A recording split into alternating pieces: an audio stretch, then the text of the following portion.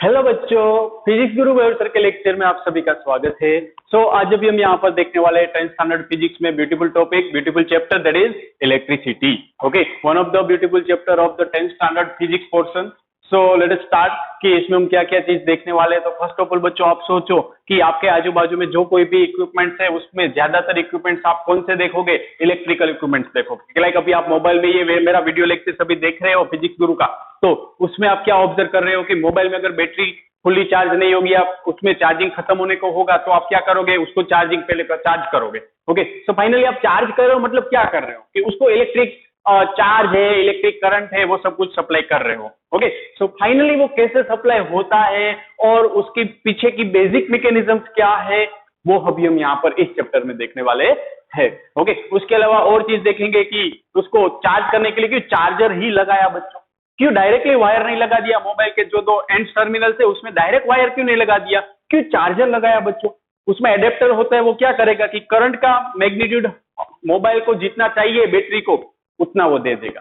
Okay, so ये ऐसी कौन सी मैकेनिज्म्स है जिसके बदौलत हम अपना मनचाहा करंट यहाँ पर ले सकते हैं, ओके, ऑब्टेन कर सकते हैं। सो ये सारी चीजें हम इस चैप्टर में डिस्कस करने वाले हैं। सो मेजर टॉपिक इस चैप्टर के कौन कौन से होंगे? तो फर्स्ट वन होगा इलेक्ट्रिक चार्ज, जो हम देखने वाले हैं। उसके बाद में इलेक्ट्रिक करंट है, उसके बाद electric potential, resistance and power. Okay, so ये बेसिक यहाँ पर इस चैप्टर के पॉइंट्स है। और काफी बच्चों, जैसे कि मैंने बोला कि ये मजा आने वाला है इस चैप्टर में आपको। सो इसके रिगार्डिंगली प्रैक्टिकल एग्जाम्स काफी सारे अवेलेबल है। So let us start without wasting too much time. Okay, so electricity क्या है? इसके बिना हमारा जीवन अब सोचना भी बहुत ही मुश्किल है, क्योंकि हमारे आजू बाजू में एयर कंडीशनिंग आपके आजू बाजू में देख लो, रेफ्रिजरेटर देख लो, टेलीविजन देख लो, और फैन, ट्यूबलाइट से सब कुछ आप ऑब्जर्व करो। सो सबके पीछे क्या है कि ऐसी कौन सी चीज है जिसकी बदौलत ये सारा कंफर्टनेस हम ऑब्टेन कर रहे हैं? It's what? Electricity. Okay, so electricity को अगर हमें समझना है तो सबसे पहले एक चीज को समझना जरूरी है बच्चों, और वो है electric charge. Okay, so electric charge को समझना जरूरी है। इसकी एबीसीडी है। ओके, सपोज आपको इंग्लिश लैंग्वेज बोलनी है तो सबसे पहले एबीसीडी मालूम होनी चाहिए, गुजराती लैंग्वेज बोलनी है तो कक्का मालूम होना चाहिए। ओके, तो वैसे ही इलेक्ट्रिसिटी अगर आपको समझना है तो इलेक्ट्रिक चार्ज मालूम होना चाहिए। एक फंडामेंटल चीज है जो आप 8th स्टैंडर्ड में भी स्टडी कर चुके हो। सो इलेक्ट्रिक चार्ज क्या होता है बच्चों? तो सिंपली अगर हम देखें तो कोई भी एटम है, मान लो, अब ये आपको मालूम होना चाहिए 9th स्टैंडर्ड में एटम थोड़ा बहुत स्टडी किया हुआ है, थोड़ा बहुत स्टडी किया है। Okay, Mendeleev tables, periodic tables और ये सब कुछ स्टडी किया है। सो एटम्स क्या होता है? तो एक स्मॉल एलिमेंट्री, एक कोई भी केमिकल पार्टिकल्स आप कंसीडर कर लो, स्मॉल एलिमेंट्री पार्टिकल्स है। Atom is what? It's nothing but small elementary particles, okay, which contains charge. Okay, which contains charge particles, which contains charged particles or neutral particles. Okay, charged point like mass particle. So इतना detail में अभी नहीं जानना है, don't worry बच्चों, ये definition भी important नहीं है, आप सिर्फ मतलब समझो। ओके, कि एटम क्या है? तो एटम एक कोई भी आप कंसिडर करो केमिकल सब्सटेंस, तो उसका स्मॉलेस्ट एलिमेंट्री पार्टिकल्स है। एलिमेंट्री मतलब फंडामेंटल पार्टिकल्स है। ओके, सो उसको हम क्या बोलते हैं? एटम्स बोलते हैं। अभी इसकी डेफिनेशन समझ में ना आए, जाने दो, लेकिन एक चीज मालूम होनी चाहिए बच्चों कि एटम में मेन कंस्टिट्यूएंट पार्टिकल्स कौन कौन से होते हैं बच्चों? कि लाइक आप देखोगे तो एटम्स में मेन कंस्टिट्यूएंट पार्टिकल्स होते हैं neutron, proton and electron. Okay, atom में मेन कंस्टिट्यूएंट पार्टिकल कौन कौन से होते हैं बच्चों? तो उसके अंदर कोई भी एटम आप कंसीडर करो तो उसके अंदर क्या क्या पाया जाता है? न्यूट्रॉन्स पाए जाते हैं, प्रोटॉन्स पाए जाते हैं और इलेक्ट्रॉन्स पाए जाते हैं। ओके, सो ये इलेक्ट्रॉन्स, प्रोटॉन्स, न्यूट्रॉन्स क्या है? एटम्स के फंडामेंटल पार्टिकल्स है। ओके, कि जिसके बिना एटम्स बन नहीं पाएगा। कि अगर आपको कोई घर बनाना है तो उसके अंदर जो जो चीजें आप रख रहे हो कि फंडामेंटल कौन कौन सी चीजें चाहिए घर के अंदर? तो एक तो इंसान चाहिए। ओके, ओके, दूसरी चीज कौन कौन सी चाहिए? तो फिजिकल इक्विपमेंट की बात करें तो एक रसोई होना चाहिए, बाथरूम होना चाहिए, ये ओके, बेडरूम, टीवी, ये सब कुछ हम कंसिडर कर दिए, उसके फंडामेंटल पार्टिकल्स हो गए। सो सिमिलरली अब अभी हम चार्ज की डिस्कशन करने वाले हैं कि चार्ज क्या है? It's nothing but intrinsic property. What बच्चों, इस नाम से मत डरना, Okay, it's nothing but intrinsic property of material due to which it attract or repel, it exert a force. ये हम सिंपल भाषा में बच्चों लिख सकते हैं कि due to which it exert, due to which, ये सही था मैंने जो भी लिखा, लेकिन और आसान भाषा में हम समझे। ओके, क्योंकि अभी इस लेवल के लिए आपको थोड़ी इजी लैंग्वेज में समझना पड़ेगा। तो इलेक्ट्रिक चार्ज किया, it's nothing but the intrinsic property of material due to which it exert electrostatic force. Simply आप फोर्स बोल दो, लेकिन चार्ज की बदौलत जो फोर्स लगता है उसको हम बोलते हैं electrostatic force on another particle, force on another particle, then it is considered as electric charge. Okay, electric charge जैसी इनबिल्ट प्रॉपर्टी है जो दूसरे चार्ज पर अट्रैक्टिव फोर्स भी लगा सकती है या रिपल्सिव फोर्स भी लगा सकती है। 8th स्टैंडर्ड में आपने देखा हुआ था कि दो काइंड के चार्ज होते हैं, एक होता है पॉजिटिव चार्ज और दूसरा होता है नेगेटिव चार्ज। ओके, दो काइंड के चार्ज आपने देखे हुए हैं। तो अगर हम फर्दर क्लासिफाई करना चाहे तो हम कैसे कर सकते हैं? सो लेट अस सी कि इलेक्ट्रिक चार्ज का क्लासिफिकेशन करें बच्चों, तो हम दो तरीके से कर सकते हैं कि उसमें फर्स्ट वन होता है positive charge, okay, positive charge, और दूसरा वन होता है, सेकंड वन होता है negative charge. So positive charge का मतलब क्या होगा कि एक ऐसा एलिमेंट्री पार्टिकल जिसके पास जिसका चार्ज है वो पॉजिटिव हो कि लाइक अगर हम कंसीडर करें प्रोटॉन्स, ओके, प्रोटॉन, तो वो क्या है? Positive charge. Okay, electric charge का टाइप्स हमने अभी डिस्कस किया। सिमिलरली नेगेटिव चार्ज की बात करें तो वो क्या है बच्चों? इलेक्ट्रॉन्स है। सो अगर हम एटम के अंदर इसकी पोजीशन लोकेट करें तो प्रोटॉन कहां पर होता है? एग्जैक्ट सेंटर में, ओके, न्यूक्लियस के अंदर होता है। और इलेक्ट्रॉन्स की बात करें तो वो बाहरी ऑर्बिट में होता है। अगेन 9th स्टैंडर्ड में ये कॉन्सेप्ट आपने स्टडी किया हुआ है कि electron revolves around the proton, okay, in particular orbit. So electron is revolving around the atom in particular orbit. तो रिवॉल्व कर रहा है तो इसकी मोशन हो रही है। और एक चीज कि जैसे कि हमने बोला कि चार्ज ऑफ प्रोटॉन कितना होता है, तो अगर हम कंसीडर करें कि चार्ज ऑफ प्रोटॉन कितना होगा तो इसका मैग्नीट्यूड होता है 1.6 into 10 to the power -19 coulomb. So again ये कूलम क्या है? तो coulomb is nothing but the unit of electric charge. Electric charge का यूनिट क्या है बच्चों? कूलम है। ओके, इलेक्ट्रिक चार्ज का यूनिट है कूलम। जैसे मास का यूनिट क्या होता है? केजी। जैसे फोर्स का यूनिट क्या होता है? न्यूटन। जैसे एक्सेलरेशन का यूनिट क्या होता है? मीटर पर सेकंड स्क्वायर। वैसे इलेक्ट्रिक चार्ज को कौन से यूनिट में हम मेजर करते हैं बच्चों? ऐसा यूनिट कौन सा है इंटरनेशनल स्टैंडर्ड सिस्टम का? कूलम है। सो बच्चों अब हम बात कर रहे हैं कि पॉजिटिव और नेगेटिव चार्ज की। सो प्रोटॉन का चार्ज जैसे अब ये पॉजिटिव होता है, इलेक्ट्रॉन का चार्ज होता है negative, that is -1.6 into 10 to the power -19 coulomb. Okay, so it is nothing but the charge of an electron. Okay, कि इलेक्ट्रॉन का चार्ज ऑलवेज नेगेटिव होता है। अब इसका इन्फ्लुएंस क्या होता है? तो आपने लोअर स्टैंडर्ड में स्टडी किया हुआ है कि दो पॉजिटिव चार्ज के बीच में बच्चों क्या होता है? तो उसमें रिपल्सिव फोर्स लगता है। ओके, दो पॉजिटिव चार्ज के बीच में रिपल्सिव फोर्स लगता है। सिमिलरली दो ऑपोजिट चार्जेस होते हैं तो बच्चों क्या होता है? एट्रैक्टिव फोर्स लगता है। ओके, तो ये कुछ फंडामेंटल है इलेक्ट्रिक चार्ज का जो आपको मालूम होना चाहिए। ओके, तो उसके बाद में और एक चीज यहाँ पर एटम्स का एक फंडामेंटल पार्टिकल है न्यूट्रॉन। तो न्यूट्रॉन किसको बोलते हैं? तो न्यूट्रॉन चार्जलेस पार्टिकल है, उसका ना ही पॉजिटिव चार्ज है ना ही नेगेटिव चार्ज है। ओके, तो ये चीज थी बच्चों इलेक्ट्रिक चार्ज, क्योंकि जो भी इलेक्ट्रिसिटी का फंडामेंटल है वो एक ही है कि चार्ज फ्लो हो रहा है। इलेक्ट्रिसिटी हमें कब मिलती है? जब चार्ज का कुछ इधर उधर मूवमेंट हो। ओके, तो यही चीज हम देखने वाले हैं कि इसकी मैकेनिज्म क्या है। ओके, तो जब भी चार्ज गिवन क्रॉस सेक्शन में से फ्लो होता है तो हमें एक और नई क्वांटिटी मिलती है, तो वो क्या होती है? तो वही हम अब डिस्कस करने वाले हैं। सो बच्चों ये काफी बेसिक और फंडामेंटल चीज थी जो आपको यहाँ पर समझनी थी कि यहाँ पर इलेक्ट्रिसिटी के लिए सबसे फंडामेंटल यूनिट कौन सा है? इलेक्ट्रिक चार्ज है। अब इलेक्ट्रिक चार्ज के बाद में अब हम डिस्कस करने वाले हैं बच्चों electric current. Okay, so now next हम देखें अभी तो इलेक्ट्रिक करंट। तो इलेक्ट्रिक करंट समझने से पहले आप सिंपली ये समझ लो कि टाइप्स ऑफ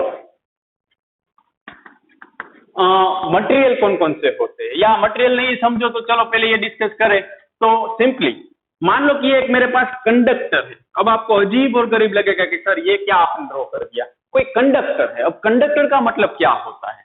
तो एक ऐसा मटेरियल जिसमें इलेक्ट्रॉन इजीली फ्लो हो सके। ओके, तो उस चीज को हम क्या बोलते हैं? कंडक्टर। तो देखो टाइप्स ऑफ मटेरियल पहले चलो डिस्कस कर ही लेते हैं, वरना आपको दिक्कत आएगी। कि टाइप्स ऑफ मटेरियल की अगर हम बात करें तो 3 काइंड के मटेरियल होते हैं बच्चों। कि फर्स्ट वन होता है कंडक्टर, अगेन ये 8th स्टैंडर्ड में स्टडी कर दिया है। ओके, दूसरा होता है बच्चों इंसुलेटर। Okay, insulator. और तीसरा होता है बच्चों सेमीकंडक्टर। सो कंडक्टर का मतलब क्या होता है? तो बच्चों कंडक्टर क्या है? It's a kind of a material in which electric charge can easily flow. Okay, it's the kind of material, it's the kind of material, okay, और substance. You can also consider kind of material और substance in which electric charge, in which electric charge easily flow। Okay, कि जिसमें electric charge easily move कर सके, flow हो सके, उस चीज को बोलते हैं कंडक्टर। नाउ दूसरी बात अगर हम डिस्कस करें इंसुलेटर, तो इंसुलेटर मतलब वो एक ऐसा मटेरियल जिसमें से इलेक्ट्रिक चार्ज फ्लो नहीं हो सकता।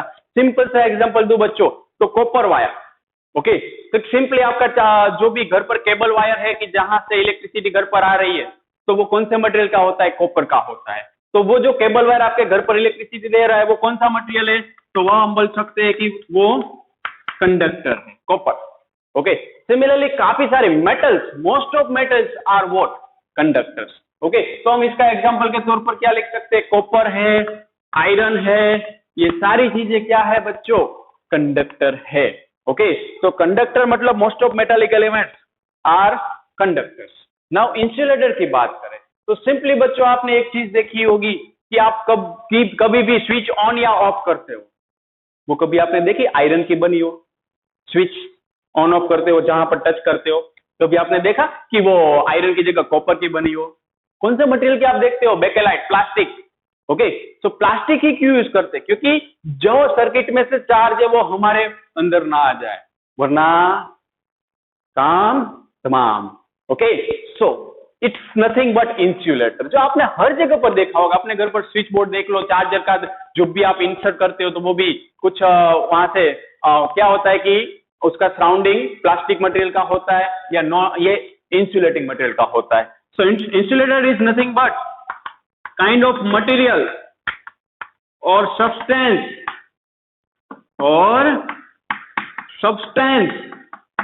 in which electric charge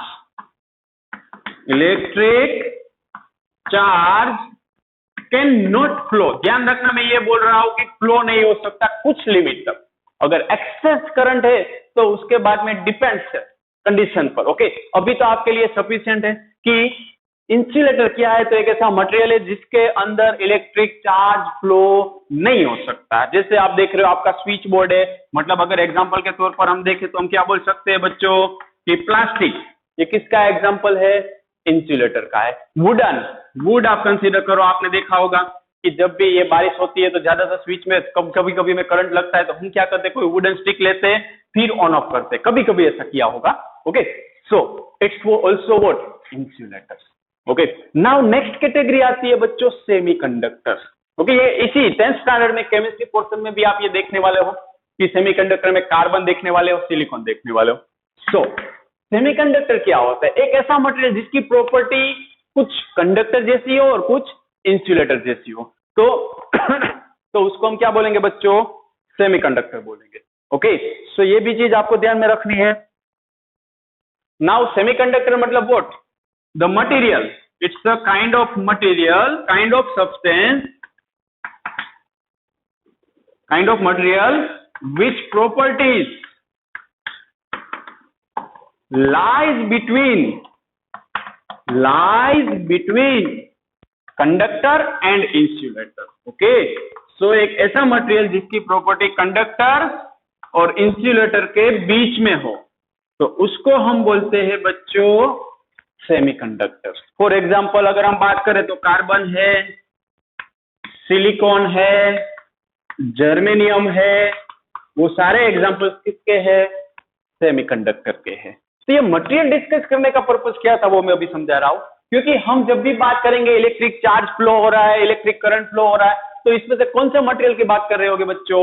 yes, definitely conductor की बात कर रहे होगे. सो अब से ध्यान रखना कि जब भी हम इलेक्ट्रिक करंट का डिस्कशन करें तो चार्ज फ्लो हो रहा है, तो कहां पर हो रहा होगा? कंडक्टर पर हो रहा होगा. ओके बच्चों, तो अभी मान लो कि कंडक्टर है, तो कंडक्टर की खासियत क्या होती है बच्चों? तो सिंपली कि कोई भी एटम आप देखोगे, यहां पर बना रहा हूं बच्चों, कि कोई भी एटम आप देखोगे, मान लो कि आपको क्या कंसीडर करना है. अभी सिंपली अगर हम देखें तो मेटालिक एलिमेंट अगर हम कंसीडर करें एल्यूमिनियम बच्चों, तो उसका इलेक्ट्रॉनिक कन्फिगरेशन क्या होता है? ओके, सो इलेक्ट्रॉनिक कन्फिगरेशन अगर आपने स्टडी किया है तो मालूम पड़ेगा, वरना आपको मानना पड़ेगा कि मयूर सर ने बोला है, फिजिक्स गुरु ने बोला है, मतलब सही होगा. सो इलेक्ट्रॉनिक कन्फिगरेशन क्या होगा? फर्स्ट में 2, सेकंड में 8 और थर्ड में 3.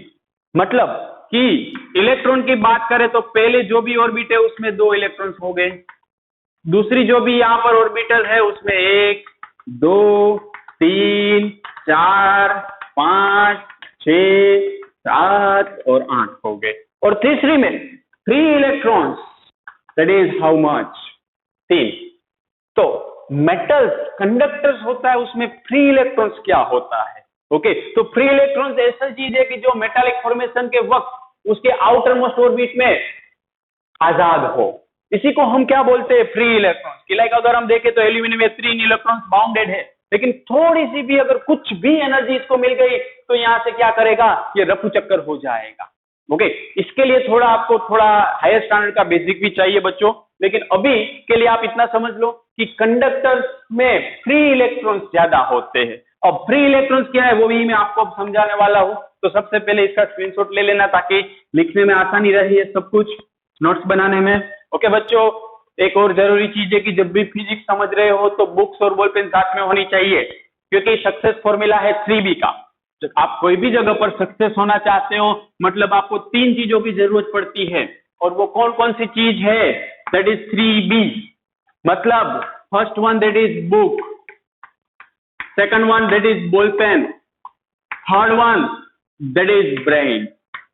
ओके, अब सबके पास ये चीज तो होगी ही होगी, ब्रेन. अगर मेरा वीडियो देख रहे हो इसका मतलब ब्रेन तो है आपके पास. ओके, नाउ अब ये दोनों चीज की जरूरत पड़ती है.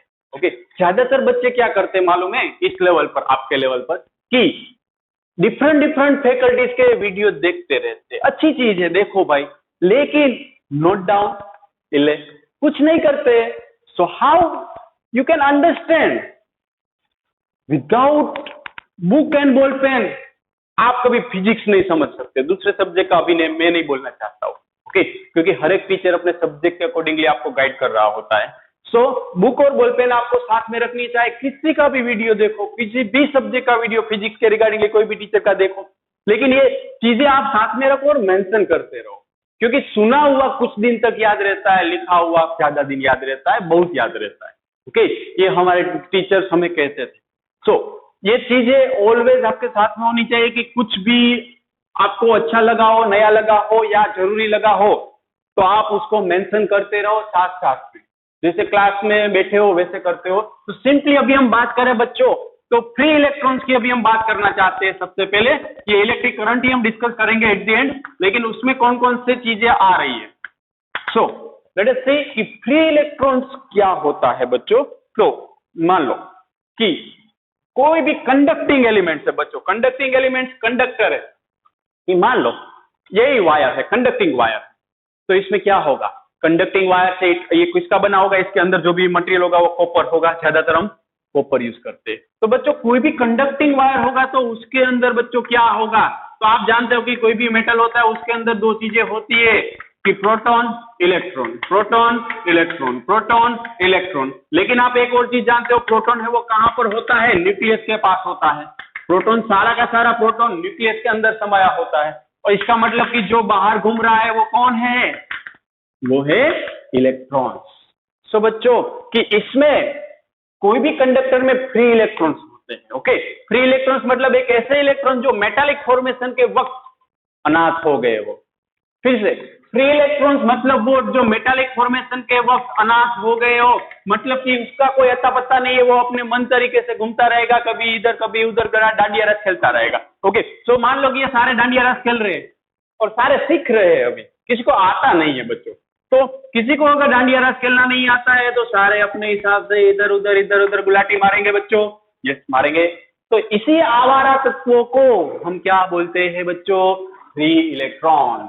ओके, फ्री इलेक्ट्रॉन का मतलब क्या है, ऐसे आवारा तत्वों जो अपने हिसाब से इधर उधर चलते रहते हैं। ये कहां पर देखने मिलते हैं, ये कंडक्टर में देखने को मिलते हैं बच्चों, कि कंडक्टर में ये फ्री इलेक्ट्रॉन्स देखने को मिलते हैं।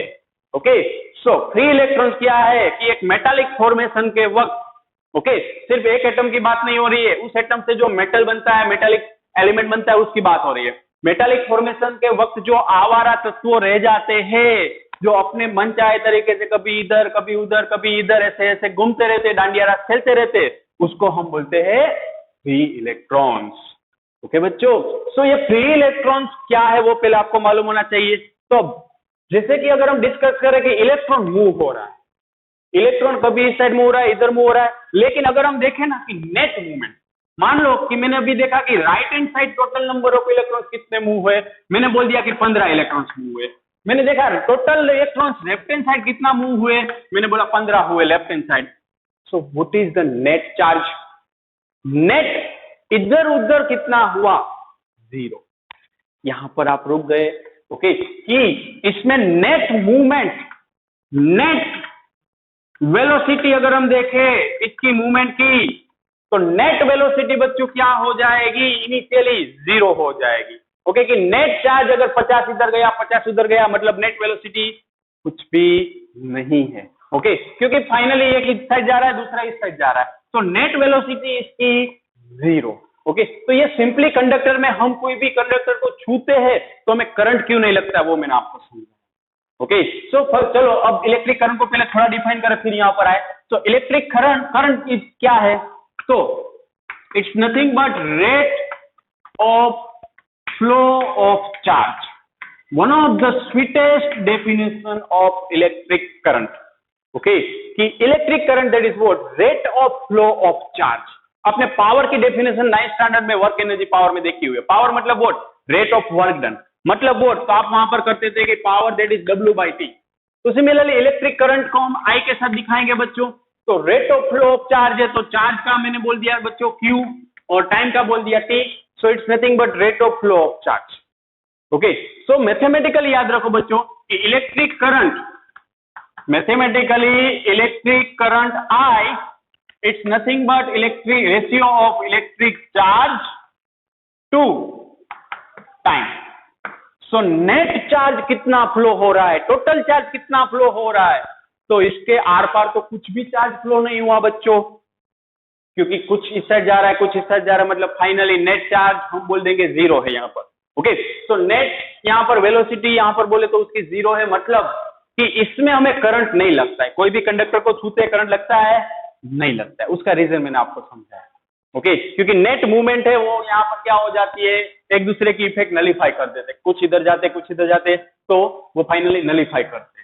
तो बच्चों अब क्या करें, इलेक्ट्रिक करंट कैसे मिलेगा। हमने तो इलेक्ट्रिक करंट को इस तरीके से कुछ डिफाइन किया कि इलेक्ट्रिक करंट क्या होता है। तो हम बोलते हैं कि बच्चों इलेक्ट्रिक करंट होता है कि कोई भी कंडक्टर में से, क्रॉस सेक्शन में से कितने इलेक्ट्रॉन्स पर यूनिट टाइम निकल रहे। मान लो कि मैंने बोला 5 इलेक्ट्रॉन्स निकल रहे, तो उसके अकॉर्डिंगली I का फॉर्मूला रख देंगे Q/T 1 सेकंड में। So now again we want to find electric charge. So now बच्चों ये था फ्री इलेक्ट्रॉन, लेकिन अगर आप देखो कि इसी कंडक्टर को बच्चों जितने भी इलेक्ट्रॉन्स थे इधर उधर हो रहे थे, उसको मैंने एक एक्सटर्नल सोर्स के साथ कनेक्ट कर दिया जिसको हम बैटरी बोलते हैं, और उसके साथ मैंने की रख दी। की मतलब स्विच, आप समझ लो कि स्विच ऑफ होती है तो करंट नहीं जाता है, तो सिमिलरली कनेक्शन नहीं होता है। सो ये की है, ये बैटरी बी है। ओके, ये बैटरी है। चलो सो बच्चों, अब ये बैटरी का कौन सा टर्मिनल पॉजिटिव, ये कौन सा टर्मिनल नेगेटिव। ओके, बैटरी होती है उसमें ऐसा होता है, मतलब यहाँ पर सारा का सारा पॉजिटिव टर्मिनल रहने वाला है, यहाँ पर सारा का सारा नेगेटिव टर्मिनल रहने वाला है। अब मैंने स्टार्टिंग में आपको समझाया कि इलेक्ट्रॉन्स, दो सेम चार्जेस के बीच में रिपल्सन होता है। तो मैंने बोला कि अगर यहाँ पर कोई इलेक्ट्रॉन है वो इस साइड जाना चाहता है तो ये नेगेटिव चार्ज की बदौलत कौन सी साइड जाने लगेगा, सीधा। सिमिलरली जितने भी इलेक्ट्रॉन्स हो गए यहाँ पर वो कौन सी साइड जाने लगेंगे, पॉजिटिव साइड, क्योंकि पॉजिटिव क्या करता है, इलेक्ट्रॉन्स को अपनी साइड अट्रैक्ट करता है बच्चों। सो ये इलेक्ट्रॉन्स जितने भी हो गए वो सारे के सारे पॉजिटिव साइड खींचे चले आएंगे।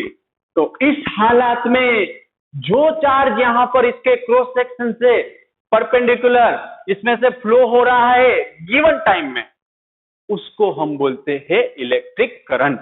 ओके, कि गिवन टाइम में जो भी चार्ज, अब आप बोलोगे सर पॉजिटिव चार्ज का क्या हुआ, तो बाबा आदम के टाइम में, मतलब जब इलेक्ट्रॉन की खोज नहीं हुई थी तो हम लोग ये मान रहे थे कि electric current positive to negative flow होता है।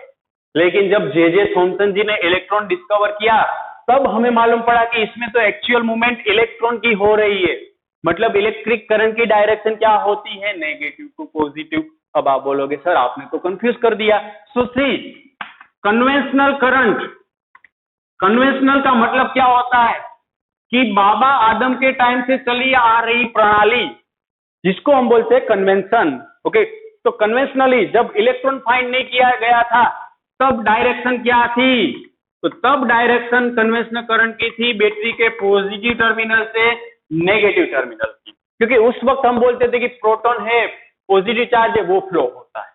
लेकिन जब इलेक्ट्रॉन फाइंड किया गया तब हमें मालूम पड़ा कि जो इस सर्किट में फ्लो होता है वो इलेक्ट्रॉन होता है। सो इलेक्ट्रिक करंट की डायरेक्शन बच्चों हम कौन सी कंसीडर करते हैं, आप ही थोड़ा सोचो, इलेक्ट्रॉन कहां से कहां गए, तो ये नेगेटिव टर्मिनल से पॉजिटिव टर्मिनल की साइड गए। सो हम बोल सकते हैं इलेक्ट्रिक करंट की डायरेक्शन नेगेटिव टू पॉजिटिव होगी। तो बच्चों इसमें कंफ्यूजन की कोई जरूरत नहीं है, न्यूमेरिकल हम सोल्व करते तो भी पॉजिटिव टू नेगेटिव ही लेते, लेकिन वो कौन सी डायरेक्शन बोली जाएगी, कन्वेंशनल करंट। कन्वेंशनल का मतलब कि जो बाबा आदम के टाइम से चली आ रही है, मतलब काफी अरसों से चली आ रही है वो डायरेक्शन की प्रणाली, सो उसको आप ले सकते हो। लेकिन ये सिर्फ आपको मालूम होना चाहिए कि एक्चुअल डायरेक्शन क्या है, it's due to the movement of electrons. Okay, तो ये जो भी फ्री इलेक्ट्रॉन्स थे, लुच्चे लफंगे थे, आवारा तत्व थे, जब भी हमने बैटरियां लगा दी क्या हो गया, सीधे परेड में चलने लगे, एक दो करते करते इधर आने लगे। ओके, प्रॉपर परेड हो गई।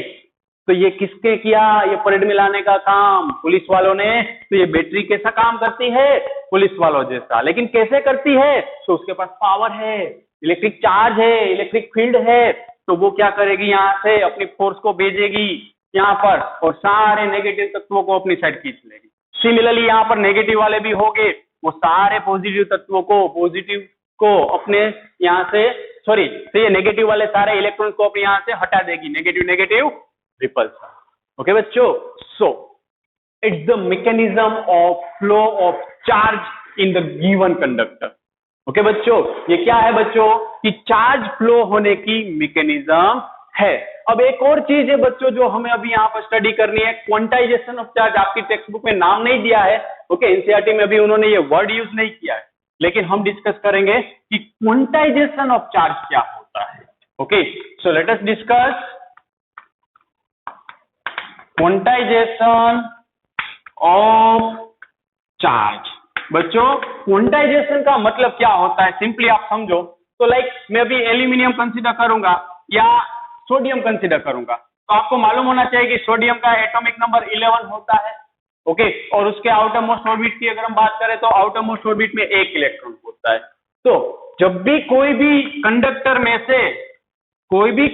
में से इलेक्ट्रॉन की लेन देन हुई, इलेक्ट्रॉन इधर उधर गया, मान लो कि ये कंडक्टर में ये प्रोटॉन है, ये इलेक्ट्रॉन चला गया, कितना गया, 1 गया। मान लो कि 2 थे, 3 थे, 2 चले गए, 3 थे तो 3 चले गए। लेकिन कभी हम ऐसा बोलेंगे कि यहाँ पर 1.5 इलेक्ट्रॉन चला गया, कभी हम ऐसा बोलेंगे 2.5 इलेक्ट्रॉन चला गया, नहीं बोलेंगे। मतलब बच्चों में क्या बोलना चाहता हूं कि जो भी ट्रांजैक्शन होगा, इलेक्ट्रॉन की लेन देन होगी मेटालिक एलिमेंट्स के बीच में, वो सिर्फ और सिर्फ पर्टिकुलर कंप्लीट नंबर में होगी, मतलब वो 1 इलेक्ट्रॉन हो सकता है, 2 हो सकते हैं बच्चों, 3 हो सकते हैं, 4 हो सकते हैं, 5 हो सकते हैं, ऐसे कंप्लीट नंबर हो गए।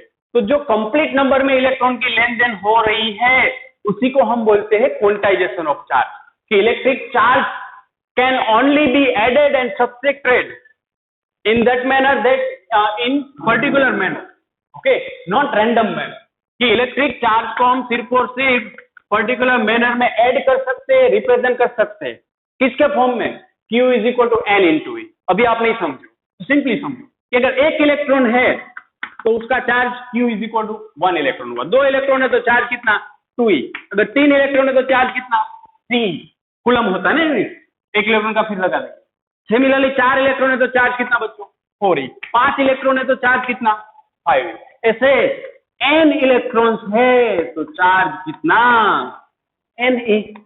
सो इट्स व्हाट कि हम कोई भी मेटालिक एलिमेंट्स कंडक्टर के चार्ज को सिर्फ पर्टिकुलर नंबर में रिप्रेजेंट कर सकते हैं, कंप्लीट नंबर में रिप्रेजेंट कर सकते हैं, और उसको हम बोलते हैं क्वांटाइजेशन ऑफ चार्ज। इसको मैथमेटिकली समझो, ओके, बुक में दिया नहीं है, आपको जरूर सिर्फ और सिर्फ इस फॉर्मूला की पढ़ने वाली है कि मान लो कि 5 कूलम 5 चार्ज निकाल दिया, 5 इलेक्ट्रॉन्स निकाल दिए, मतलब n कितना 5।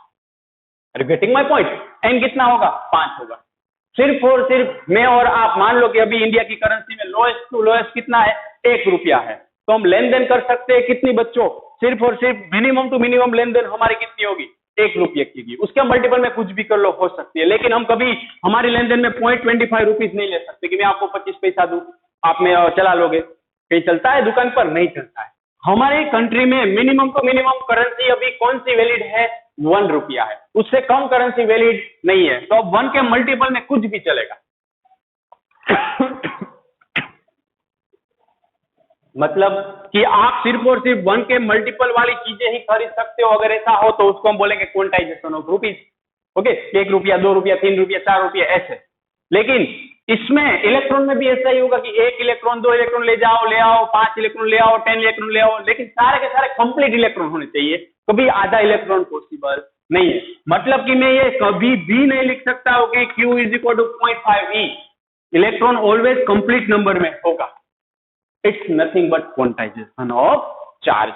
सो बच्चों अभी हम बात करें तो चार्ज का यूनिट कूलम होता है, तो देखो अब हमें इलेक्ट्रिक करंट का यूनिट निकालना है, तो how we can write the units of electric current, let us discuss कि चार्ज का यूनिट कूलम आप भली भांति जानते हो, टाइम का unit second, so we can write the unit of electric current that is coulomb per second, और Andre ampere की याद में इसका दूसरा यूनिट है बच्चों एम्पियर।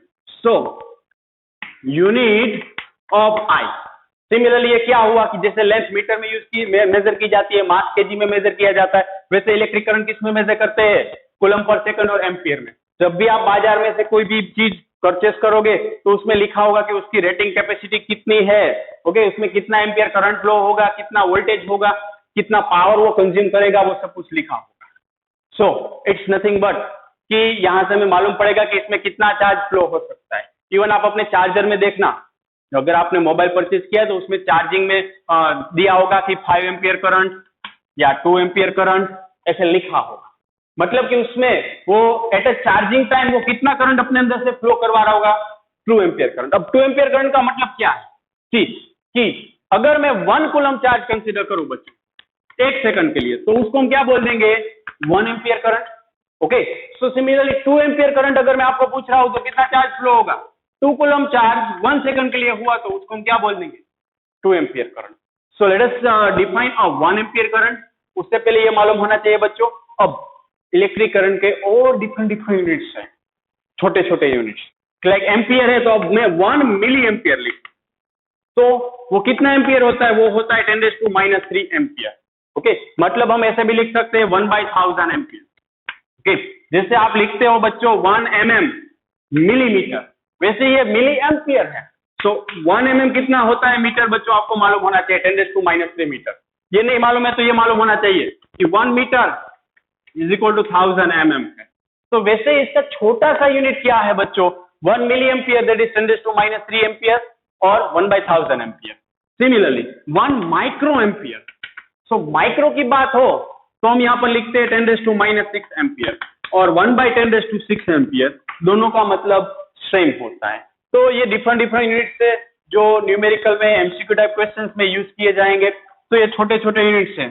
पहला वाला है 1 मिली एम्पियर और दूसरा वाला है 1 माइक्रो एम्पियर। ओके बच्चों, तो ये हो गया कि करंट कौन कौन से छोटे यूनिट्स में हम मेजर कर सकते हैं और रिप्रेजेंट कर सकते हैं। नाउ बच्चों, अब नेक्स्ट हम देखें तो क्वांटाइजेशन ऑफ चार्ज में सिर्फ आपको ये समझना है कि हम ये फॉर्मूला यूज कर सकते हैं कहां पर। तो I इज इक्वल टू क्या है बच्चों, Q/T है मेरे पास। तो Q इज इक्वल टू क्या लिख सकता हूं, NE/T। तो ये न्यूमेरिकल में काफी दफा यूज होगा। ओके, इसमें क्वांटाइजेशन नाम से मत डरना। हर साल है ना 60% बच्चे तो इस नाम से डर जाते कि ओहो क्या आ गया। ओके, लेकिन क्वांटाइजेशन ऑफ चार्ज कुछ नहीं है भाई। इलेक्ट्रॉन की लेन देन होगी, वो फिक्स पर्टिकुलर कंप्लीट नंबर में होगी, 1 2 3 4 5, लेकिन 1.5 2.5 3.5 ऐसे नहीं होगा। So it's over now. अभी हम डिफाइन करना चाहते हैं बच्चों, करंट को तो कर दिया, 1 एम्पियर करंट। सो 1 एम्पियर करंट किसको बोलते हैं बच्चों, 1 एम्पियर करंट। ओके, तो आप सिंपली मैथमेटिकल डेफिनेशन बनाओ कि I is equal to Q/T। तो अगर मैं बोल दूं कि 1 कूलम चार्ज फ्लो हो रहा है गिवन कंडक्टर में से चार्ज कितना फ्लो हुआ, 1 कूलम। कितने टाइम में हुआ, मैंने बोल दिया 1 second. So coulomb by second that is what, ampere. So we can write it's how much, 1 ampere.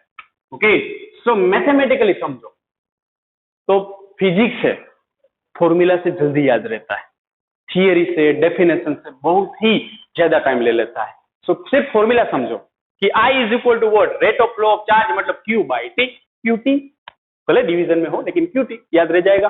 So again, तो Q अगर 1 कूलम कंसीडर करो कि चार्ज 1 कूलम फ्लो हो रहा है और टाइम 1 सेकंड लगा, तो उस करंट को हम क्या बोलेंगे बच्चों, 1 एम्पियर। ओके, सो ये हो गई 1 एम्पियर करंट की डेफिनेशन कि if amount of charge flowing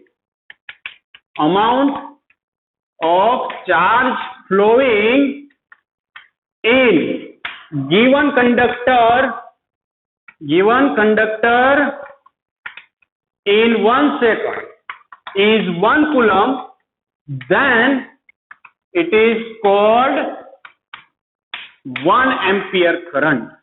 okay बच्चों, तो इसको हम बोल देंगे कि उस कंडक्टर में से 1 एम्पियर करंट फ्लो हो रहा है। लेकिन मेरा सजेशन ये है कि डेफिनेशन आप याद मत रखो, सिर्फ मैथमेटिकली समझ लो कि मैथमेटिकली मैं क्या आपको बोलना चाहता हूं बच्चों। ओके, सो ये 1 एम्पियर करंट हो गया। सो बच्चों, अब हम एनसीईआरटी का एक सोल्ड एग्जांपल करेंगे जहां से आपको और अच्छी तरीके से मालूम पड़े कि इलेक्ट्रिक करंट और चार्ज का न्यूमेरिकल कैसे सोल्व किया जाता है। ओके बच्चों, तो ये कोई भी हार्ड चीज नहीं है, लेकिन अगर स्टिल आपको कोई भी दिक्कत हो तो बेझिझक मुझे पूछ सकते हो। ओके, सो ये था बेसिक मैकेनिज्म रिगार्डिंगली इलेक्ट्रिसिटी। अभी भी बेसिक मैकेनिज्म का सिर्फ कुछ पोर्शन ही हमने देखा हुआ है बच्चों।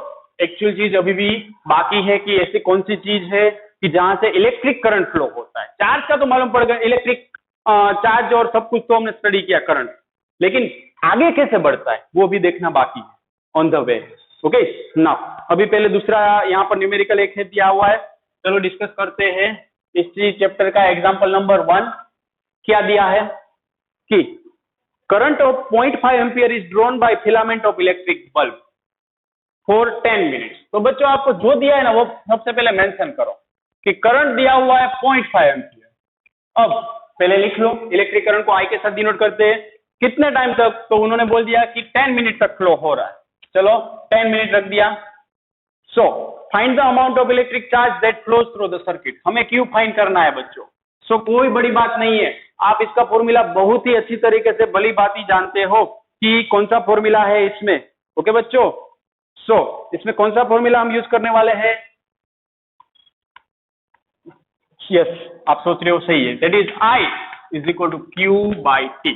लेकिन एक चीज आपको यहां पर समझनी है कि फिजिक्स के जब भी हम न्यूमेरिकल करें तो सारे यूनिट्स ऐसा यूनिट्स में होने चाहिए। ऐसा यूनिट्स मतलब कि जो इंटरनेशनल स्टैंडर्ड सिस्टम का जो यूनिट्स होता है वो, ओके, कि लाइक एम्पियर हमने देखा कि वो ऐसा यूनिट, लेकिन मिनट ऐसा यूनिट नहीं है। टाइम के लिए ऐसा यूनिट सेकंड है।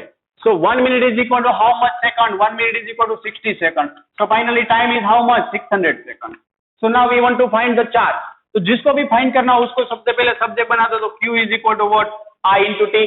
सो finally I that is what 0.5, T that is 600। So बच्चों फाइनली इट्स हाउ मच, तो 0.5 by 10, 6 5 is 30, so 300 coulomb. Okay, ये 0.5 मतलब 5 by 10 कंसिडर कर लो, so it's how much 300 coulomb. तो अब आपको लिख देना है कि गिवन क्रॉस सेक्शन में से इतना चार्ज फ्लो होगा, दैट्स इट।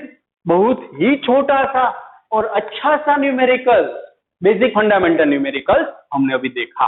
ओके, सो बच्चों अब मेरा एक क्वेश्चन कि मैं फाइंड क्या करना चाहता हूं, ये इसमें तो दे दिया, अब इसमें नहीं है वो क्वेश्चन अभी मैं करवा रहा हूं कि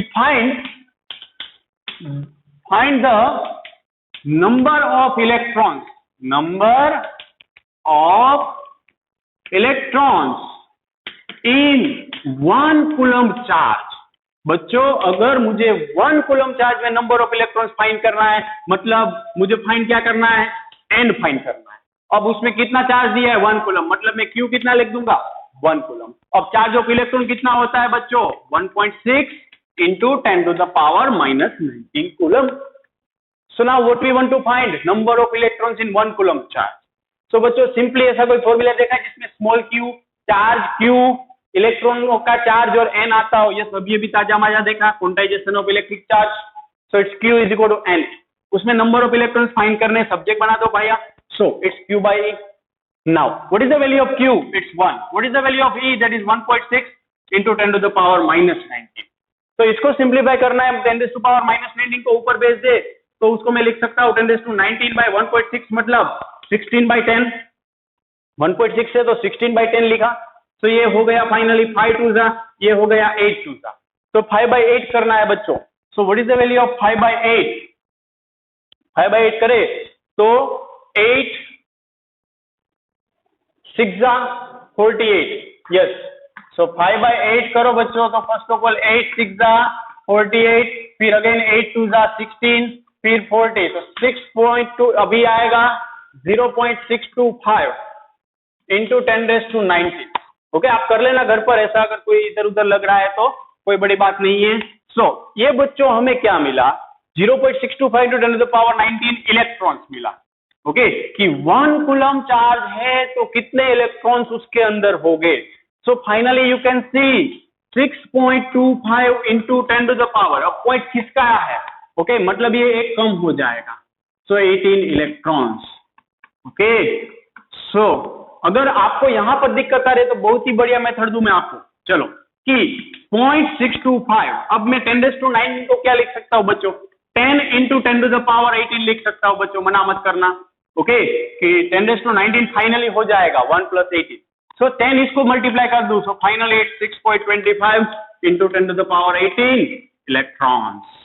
ओके बच्चों, सो मुझे ये मिला नंबर ऑफ इलेक्ट्रॉन्स कि 1 कूलम चार्ज अगर मेरे पास है तो उसमें कितने इलेक्ट्रॉन्स हो गए 6.25 इंटू 10 to the power 18। अब आप बोलोगे कि सर आपने अभी 10 मिनट पहले ये बोला, ये हमें समझाया कि कभी number of electrons decimal point में नहीं हो सकते, बोलो यहां पर तो आए, मैं गलत या आप, मैं तो गलत नहीं हूंगा वरना समझाता नहीं। सो 6.25 है बच्चों, लेकिन पीछे पावर देखो 18, अगर मान लो कि इसको आप पावर दे दोगे तो ये हो जाएगा ऐसा ऐसा ऐसा ऐसा, कितने भी जीरो आएंगे 18 जीरो और 2 मतलब 16 जीरो, अब रख दो इसके पीछे 625 के पीछे। सो नाउ टेल मी कि ये कंप्लीट नंबर है ना, yes it's a complete number.